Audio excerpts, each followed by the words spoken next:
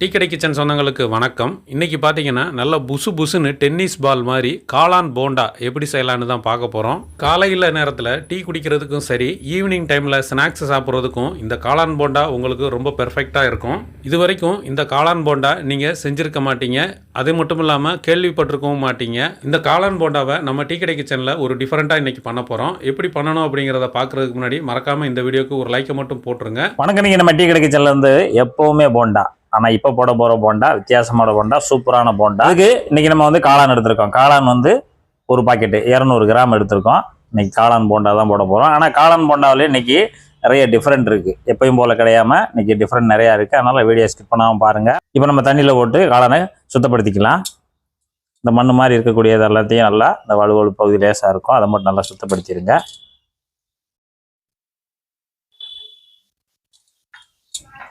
இதுபோல் நல்லா வெள்ளையாக சுத்தப்படுத்திட்டு தனியாக ஒரு பாத்திரத்தில் எடுத்துருங்க. இதுபோல் எல்லாத்தையுமே சுத்தப்படுத்தி தனியாக எடுத்து வச்சுருங்க. இப்போ நம்ம காளானை சுத்தம் செய்து வச்சுருக்கக்கூடிய காளானை நம்ம கட் பண்ணிக்கிறணும். கட் பண்ணுறதே நல்லா பொடுசாக கட் பண்ணிக்கிறணும். முதல்ல பெருசு எடுத்துருங்க. இந்த தண்டை எடுத்துட்டு ஒரு 1/2 இன்ச்சு அளவுக்கு பீஸு இந்த மாதிரி, ரொம்பையும் முனிக்கிற வேண்டாம், ரொம்பையும் பெருசாக போட்டுற வேண்டாம். இந்த மாதிரி ஒரு 1/2 இன்ச்சு அளவுக்கு இந்த காளானை பூரா அந்த மாதிரி கட் பண்ணி எடுத்துக்கலாம். இதையும் அதே மாதிரி அந்த தண்டு பகுதியும் கட் பண்ணிடுங்க.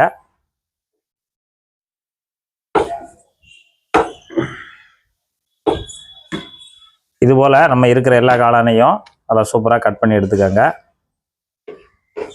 ரொம்பவும் முனிக்கிட்டோம்னா நம்ம சாப்பிடும்போது காளான் தெரியாது. அதனால் ரொம்ப பெருசாக போட்டாலும் நமக்கு அதை எடுத்து போடும்போது ரொம்ப பெருசாக தெரியும், அடக்கமாக வராது. இப்போ நம்ம காளான்லாம் நல்லா இந்த மாதிரி வெட்டியாச்சு. நல்லா இந்த மாதிரி துண்டு துண்டாக வெட்டிட்டு இப்போ நம்ம அது ஒரு கலவை கிண்ணத்தில் மாற்றிடலாம் எல்லாத்தையும்.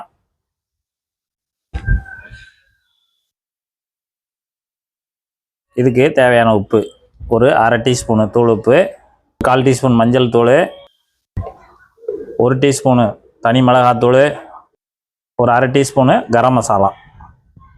இப்போ நம்ம காளானில் தேவையான மசாலா சேர்த்தாச்சு. இந்த மசாலா சேர்த்துட்டு நல்லா கலந்து விடுங்க. இப்படி சேர்க்கும்போது தான் நமக்கு அந்த காளானோட டேஸ்ட்டு நம்ம போண்டாவில் சூப்பராக கிடைக்கும். வெந்து வரும்போது இந்த காரசாரமான அந்த ஒரு நல்ல ஒரு கரம் மசாலாவோட அந்த மனம், அந்த சுவை சேர்ந்து கிடைக்கும். அதனால் இந்த மாதிரி ஒரு தடவை கலந்து அப்படியே வச்சுருங்க. நல்லா கலந்தாச்சு. இது அப்படியே ஒரு பக்கம் இருக்கட்டும். இப்போ நம்ம காளான் போண்டாவுக்கு தேவையான மாவு பிசைய போகிறோம். மாவு பிசைகிறதுக்கு இந்த மாதிரி ஒரு கலவை பாத்திரத்தை எடுத்துகிட்டு 2 கப்பு மெஷர்மெண்ட்டில் கடலை மாவு எடுத்துருக்கோம். கடலை மாவு கிட்டத்தட்ட ஒரு 300 கிராம் இருக்கும். மைதா மாவு ஒரு 1/2 கப்பு, கிட்டத்தட்ட ஒரு 75 கிராம் இருக்கும். அதையும் நம்ம உள்ளே சேர்த்துக்கலாம். அரிசி மாவு அதேமாரி ஒரு 1/2 கப்பு. பச்சரிசி மாவு சாதாரணமாக பாக்கெட் மாவு தான், ஒரு 1/2 கப்பு, கிட்டத்தட்ட அது ஒரு 75 கிராம் இருக்கும். இப்போ இதுக்கு தேவையான உப்பு ஒரு 1/2 டீஸ்பூனு தூள் உப்பு. இந்த மாவுலேயும் ஒரு 1/4 டீஸ்பூனு சோடா உப்பு.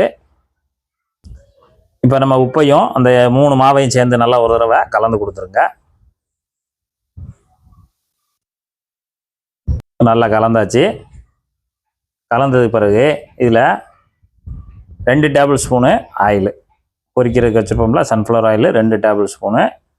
இது வந்து சாதாரண எண்ணெய் தான், சுடு எண்ணெய் இல்லை. சுடு எண்ணெய் ஊற்றினாலும் ஊற்றிக்கலாம். இப்போ இதை மாவில் நல்லா பிசைஞ்சு கொடுத்துடணும் அந்த எண்ணெயை. இப்போ நீங்கள் இந்த இடத்துல கடலெண்ணெய் சேர்க்கனாலும் சேர்த்துக்கலாம், பட்டர் சேர்க்கனாலும் சேர்த்துக்கலாம். எல்லா மாவுலையும் நல்லா அந்த எண்ணெய் படுற மாதிரி பிசைஞ்சு கொடுத்துருங்க. இது மாதிரி பண்ணும்போது நமக்கு அந்த எண்ணெய் மாவில் மிக்ஸ் பண்ணும்போது எண்ணெயும் குடிக்காது, நம்ம வடை வந்து நல்லா சாஃப்டாக இருக்கும்.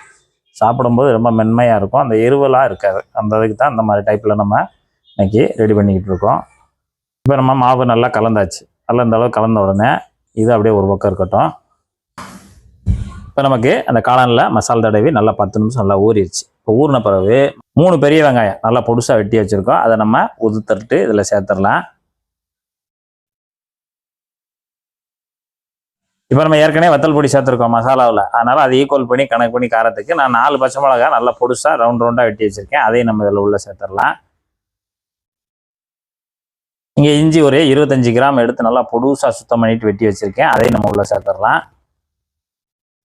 கருவேப்பிலை நல்லா ஒரு 2-3 கொத்து எடுத்து உருவிட்டு சேர்த்துடலாம், நல்லா பொடி கருவேப்பிலையா. புதினா தலை சும்மா ஒரு கையளவில் இந்த அளவில் எடுத்து புதினா தலை கட் பண்ணி வச்சுருக்கோம், அதையும் உள்ளே சேர்த்துடலாம். மல்லித்தலை நல்லா ஒரு கைப்பிடி அளவு எடுத்து பொடுசாக வெட்டி அதையும் உள்ளே சேர்த்துடலாம்.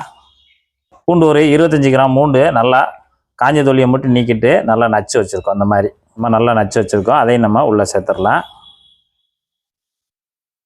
இப்போ நம்ம வந்து அந்த மசாலா கலந்து வச்ச அந்த காளானில் வந்து நம்ம எல்லா பொருளும் சேர்த்தாச்சு.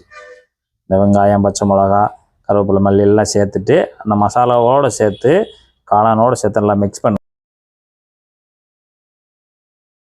இப்போ இந்த அளவுக்கு நல்லா கலந்து முடித்த உடனே இப்போ நம்ம மாவு ஏற்கனவே நம்ம எண்ணெய் ஊற்றி பிசைஞ்சு வச்சுருக்கோம்ல, இப்போ தான் அந்த மாவை இதில் சேர்க்கணும். எல்லா மாவையும் இதில் சேர்த்துருங்க. இப்போ மாவை சேர்த்துட்டு மறுபடியும் ஒருக்க அந்த மசாலாவோடு நல்லா பிசைஞ்சு கொடுங்க. தண்ணி வந்து அப்புறம் தான் சேர்க்கணும். மாவு நல்லா எல்லாத்துலேயும் ஒட்டுற மாதிரி பிசைஞ்சு கொடுத்துருங்க. இப்போ நம்ம மாவையும் சேர்த்து பிணைஞ்சாச்சு. இப்போ தான் நம்ம தண்ணி சேர்க்க போகிறோம். தண்ணி கொஞ்சம் கொஞ்சமாக சேர்த்து தேவையான அளவு சேர்த்துட்டு நான் அந்த எந்த பக்குவத்தில் மாவு இருக்கணுன்றதை சொல்கிறேன். இப்போ கிட்டத்தட்ட நம்ம ஒரு 250 ml தண்ணி சேர்த்துருக்கோம்.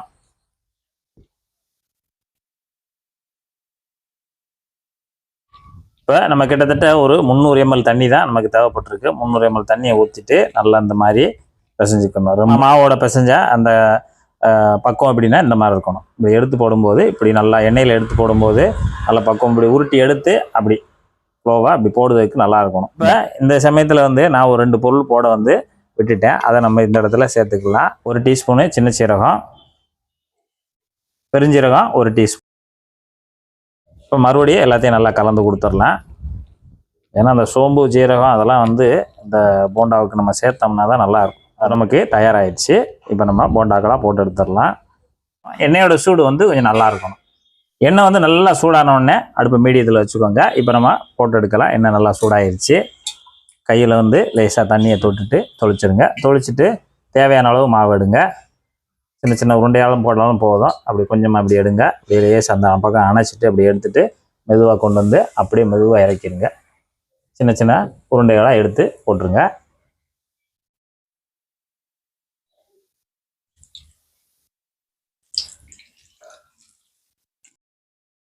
சூடுக்கு தக்கனையும் எண்ணெயோட அளவுக்கு தக்கனையும் நம்ம போட்டு எடுத்துக்கலாம். இப்போ நம்ம போண்டா போட்டு 1 நிமிஷம் ஆச்சு. 1 நிமிஷம் ஆன உடனே நமக்கு எல்லா போண்டாவும் நல்லா மிதந்து வந்துருச்சு. அப்படியே புரட்டி விட்டுக்கலாம். புரட்டி விட்டு எல்லா பக்கமும் நல்லா ஒன்று போல் வேக வைக்கணும். இப்போ நம்ம புரட்டி விட்ட பிறகு ஒரு 2 நிமிஷம் நல்லா வெந்துக்கிட்டு இருக்கு. இப்போ நம்ம ஜல்லிக்கரண்டியை வச்சு நல்லா அப்பப்போ கலந்து விட்டுறலாம். கொஞ்சம் நல்லா வெந்து வரட்டும்.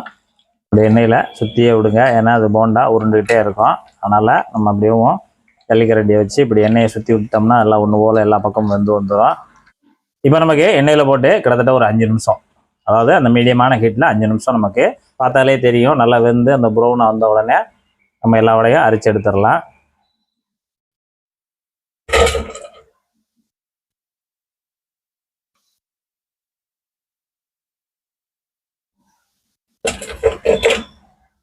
நல்லா ஆறிடுச்சு.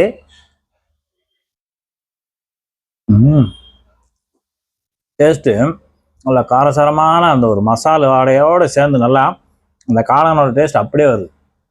இந்த புதினா, மல்லி நீங்கள் சேர்த்துக்கக்கூடிய பொருட்கள் எல்லாமே பார்த்தீங்கன்னா அவ்வளோ டேஸ்ட் ஏற்றக்கூடிய பொருட்கள். அந்த அளவுக்கு அருமையாக நீங்கள் போட்டு சூப்பராக ரெடி ஆகிருக்கு. நீங்கள் வீட்டில் ஒரு வடை புதுமையாக செஞ்சு சாப்பிட்ணுன்னு நினச்சிங்க அப்படின்னா இந்த போண்டாவை, காளான் போண்டாவை, காளான் மசாலா போண்டாவை, காரசாரமான காளான் மசாலா போண்டாவை செய்து சாப்பிட்டு பார்த்துட்டு எப்படி வந்ததுன்றதை கமெண்டில் சொல்லுங்கள். நன்றி, வணக்கம்.